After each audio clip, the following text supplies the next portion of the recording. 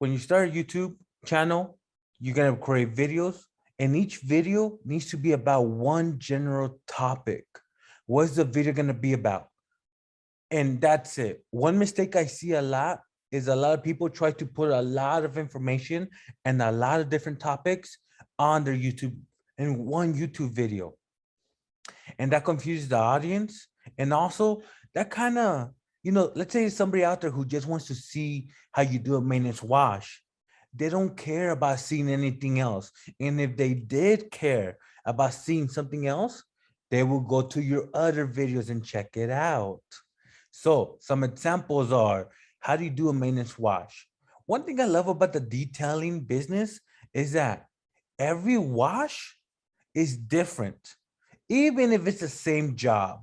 For example, let's say you have a maintenance wash on a Tesla, and then you have a maintenance wash on a Honda, but the Honda is super dirty.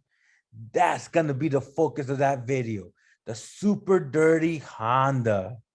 Some other topics, 5 ways to get business on the slow season. That's one I'm really using for my other clients. Worst customers I've ever had. This is just you talking about the worst customer you've ever had. What did they want? How did it go bad? And how did it end? Or maybe another detailer stole my business. See, also, those are great titles, which I'll touch up on in a bit. But that's the main thing. Focus on one topic per video. Don't try putting too much into it. Now, the next thing is write your questions. This is what I noticed makes the content interesting. Having interesting topics and follow-up questions. So the first thing you need to ask yourself is, do you have interesting questions to ask yourself? And do you have an interesting answer? And the second thing you need to ask yourself is, are these questions, what's the purpose of them? Is it to share tips and knowledge? Is it because you're trying to share an experience, a mistake that has happened to you that you're trying to help somebody else avoid? Or maybe your answer is just for entertainment purposes only, which is great as well. But that's the things you need. Have a topic and have questions related to that topic. Now, each video should have between 5 to 10 different questions. Also, keep the answers short and sweet, 30 seconds to 1 minute long. The reason is because you want to make your video fast-paced or interesting throughout the whole thing. So once you ask your question, give a simple answer, maybe talk about it just a little bit, but that's it. Don't go on to another topic. Don't rant. Keep it short and sweet. And each video should be about 8 to 15 minutes. Reason is because I noticed that a lot of older people, they have work, they have families, and they don't have a lot of free time to watch a lot of videos. They don't have, I don't know about you guys, but I'm busy. I don't have time to watch a 30-minute video in one sitting. So make it to 8 to 15 minutes. People could watch it on the drive. They could hear it. They could see it on the lunch break. They could see it when the kids, right before they pick up their kids from schools. So those are 2 main things you need right now: a topic and questions for every video. Now, one of the most important parts of any YouTube video is you need a title and thumbnail. For example, these topics right here, they're already in a great title form. 5 ways to get business on a slow season. You see how the title tells you what the video is almost exactly. That's what you want. That's why you don't want to add so many topics. Focus on one topic. That way someone sees, oh, 5 ways to get business on the slow season. I got to watch that. So titles and thumbnails. One thing you're going to have to start training yourself is thinking of titles and thumbnails before during and after shooting in the post-production. You need at least 2 to 4 different titles and thumbnails ideas. And one of the most important things I did when I first started was get feedback, which is the purpose of this group. When you have a video, shoot us a couple title ideas, shoot us a couple thumbnail ideas, and then we're gonna give you our feedback and what we think is gonna work best to get you the most views. Now, another bad habit I used to have that I needed to break out of was I thought using the same title or similar title was repetitive, was boring. People wanted something new, something fresh. Nah, bro, especially with detailing. For example, most of my detailing videos, they have a guy spraying on the car and then just 1 or 2 words, and that's it. And I'll be honest, it gets super repetitive, but it works because it's easy for the audience to identify that piece of content. For example, there's a guy spraying a van, and I'm gonna put 5 ways I get business on the thumbnail. Super simple. Someone sees that thumbnail right away. They see a guy spraying a car, they know it's detailing. And the 5 ways I get business, boom, tells you everything you need to know. So one thing I found out that really works for YouTube, keeping it simple, keeping it straight to the point, and keeping it short. For example, thumbnails shouldn't have no more than 5 words. All right. Let's move on to the next slide. Shots you'll need. This is very important, but this could be very confusing if you've never done this before. So I'm gonna walk you through it. The first shots you will need for your content is talking shots. That's where you ask the questions, and you could also record something that's happening. Let's say customers coming up to you, record that interaction. Or maybe you made a mistake or something unexpected happened. Let's say a tree branch fell down on a car. Boom, record that. And once again, keep your talking shots, your answers, 30 seconds to a minute long. That's it. I mean, you could go over it if you're touching up on a lot of points, but like I said, stick to the script. You have a question, give them an answer, that's it. Second shots you need is working shots, the B-roll. I like keeping B-roll 7 seconds to 15 seconds. And the type of shots I mean is, for example, you're foaming up the car, you're vacuuming, you could record your employee working. That way, when you say something like, yeah, one of the worst parts was I had to foam up the car a lot, boom, you could put that B-roll over you saying that. Also, some important shots is your branding. Show your van graphics. Show your business cards. Hey, you got shirts with your logo on them? Record that.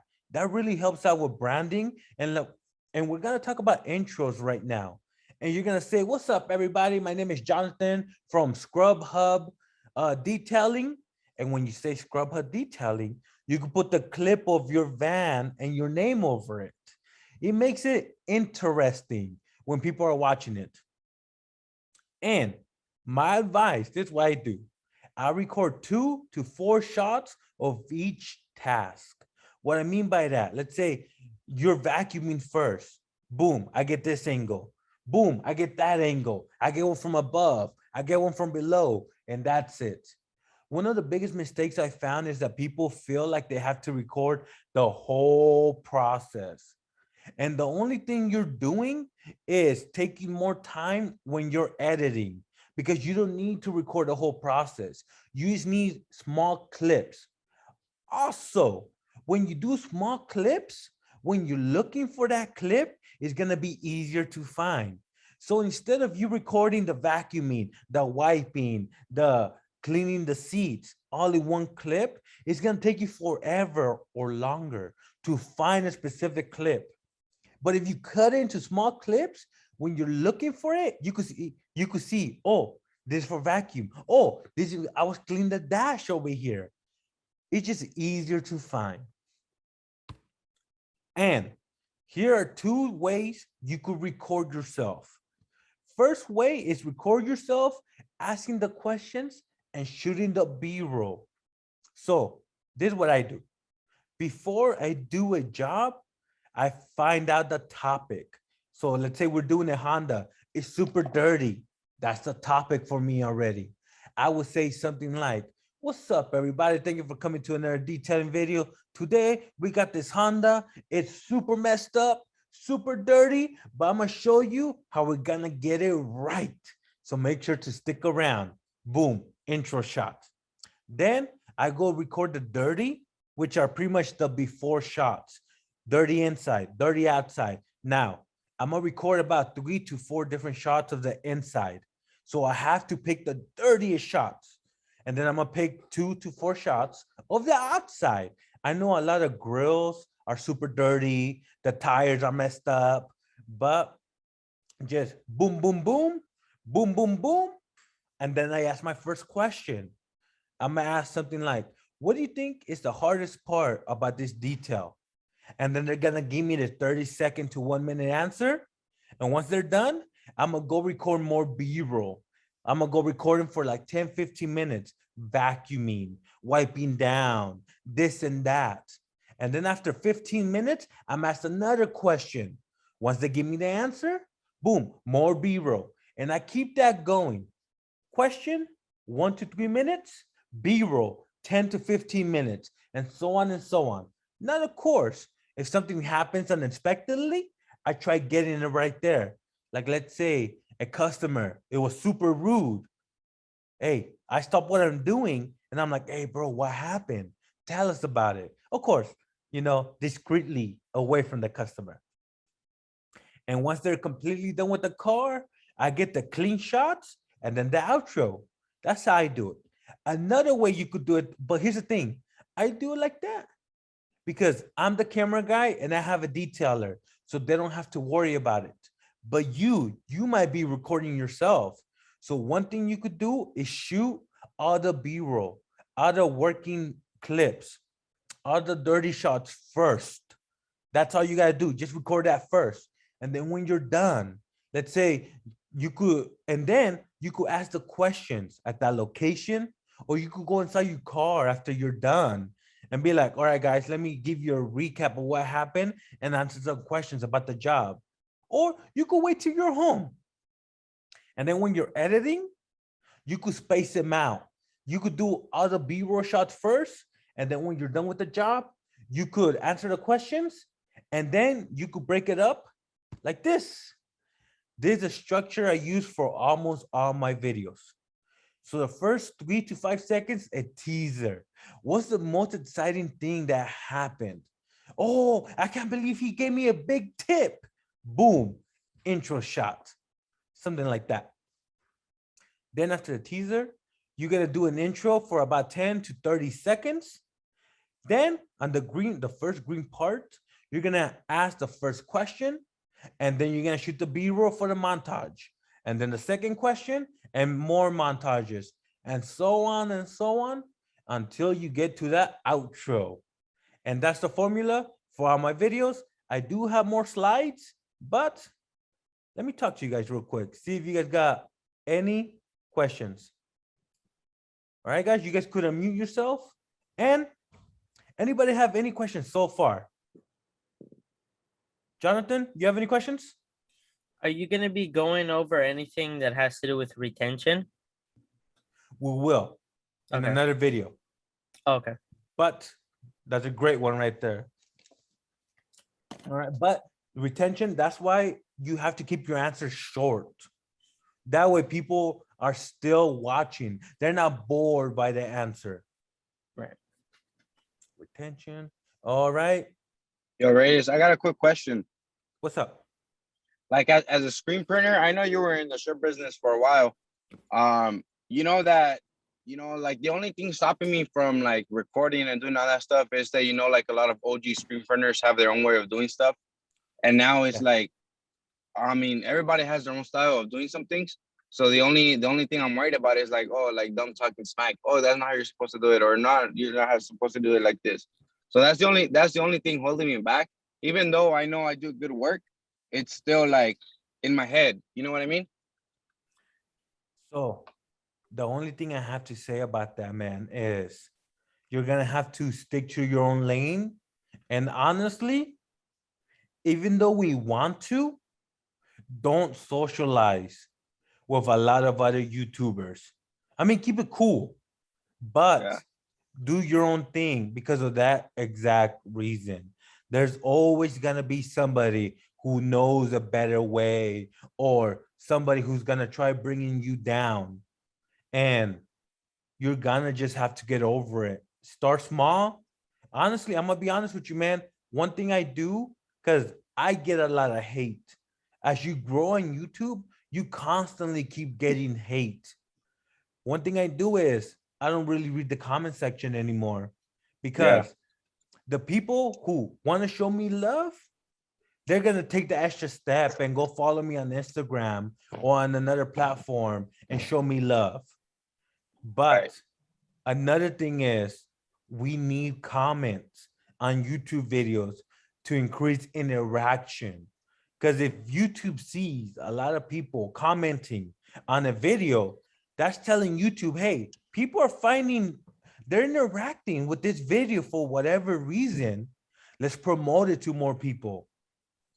That's why I feel drama videos, secret videos, they do so well because Yeah. a lot of people interact with those. But anyways, my advice, start small and don't worry about it, man. And you can guarantee people to this day still tell me, Reyes, you don't know how to run a business. Reyes, your videos, man, you could do so much better.